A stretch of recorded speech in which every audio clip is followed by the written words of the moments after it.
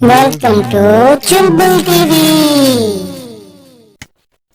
شہر کے قریب ایک جنگل تھا۔ وہاں پر 3 دوست رہتے تھے۔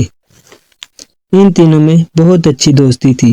ایک کا نام ٹنکو کبوتر، دوسرا کالو کوا اور تیسرا تھا مٹھو طوطا۔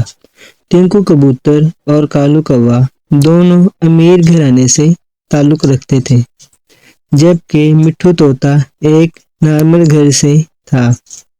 ایک دن کالو کوا بولا، چلو ٹنکو، ہم شہر میں جا کر چنا چاٹ کھا کر آتے ہیں۔ ٹنکو نے کہا، ہاں ٹھیک ہے، چلتے ہیں۔ کیوں نہ ہم مٹھو کو بھی اپنے ساتھ لے چلیں؟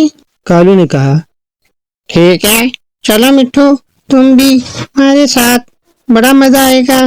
مٹھو نے کہا، تم جاؤ، مجھے نہیں جانا۔ کبوتر اور کالو دونوں شہر کی طرف چلے گئے۔ مٹھو طوطا اپنے گھر کی طرف چل پڑا۔ وہ تینوں جنگل میں آئے۔ تھوڑی دیر کے بعد کبوتر نے کالو سے کہا، کالو، میں کل شہر گیا تھا، وہاں میں نے ایک دکان سے سموسے کھائے تھے، بڑے مزے کے تھے، کیا تم بھی کھانا چاہو گے؟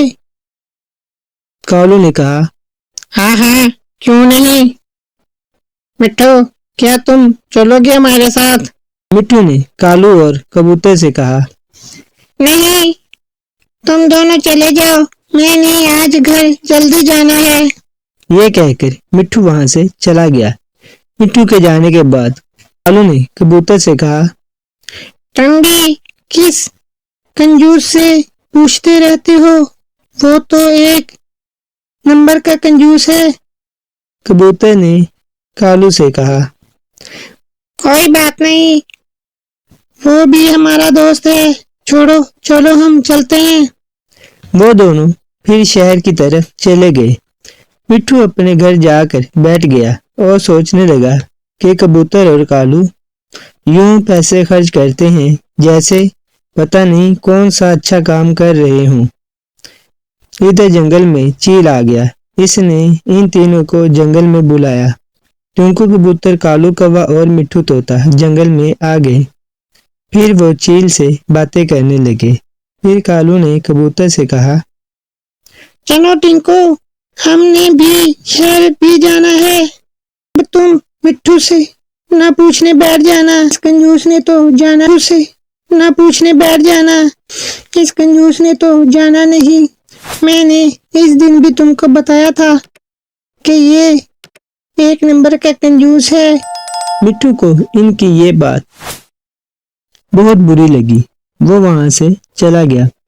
چیل نے کالو سے کہا، کسی کو بھی ایسے نہیں کہتے، ہو سکتا ہے اس کی کوئی مجبوری ہو۔ یہ کہہ کے چیل بھی وہاں سے چلا گیا۔ کالو نے کبوتر سے کہا، کیوں نہ ہم اس کے پیچھے چلیں، پتہ چلے یہ اپنا خرچہ کا کیا کرتا ہے۔ کالو کوا اور کبوتر مٹھو کے پیچھے چلے پڑے۔ انہوں نے دیکھا کہ مٹھو ایک معمولی سے گھر کے اندر گیا ہے۔ وہ بھی اس گھر کے پاس آئے اور چپکے سے دیکھنے لگے۔ مٹھو کو کچھ شک ہوا۔ اس نے کالو اور کبوتر کو بھی اندر بلا لیا۔ انہوں نے اندر جا کر دیکھا کہ ایک بلبل اپنے گھر میں بیٹھا ہوا ہے۔ بلبل کی ماں نے کبوتر اور کالو سے کہا، یہ بلبل ہے، مٹھو اس کا بہت اچھا دوست ہے۔ ایک دن یہ گھر آیا رہا تھا تو اس کا ایکسیڈنٹ ہو گیا اور یہ چارپائی کا ہی ہو کر رہ گیا۔ مٹھو گھر کے خرچے کے لیے روز یہاں آتا ہے اور کچھ نہ کچھ پیسے دے کے چلا جاتا ہے۔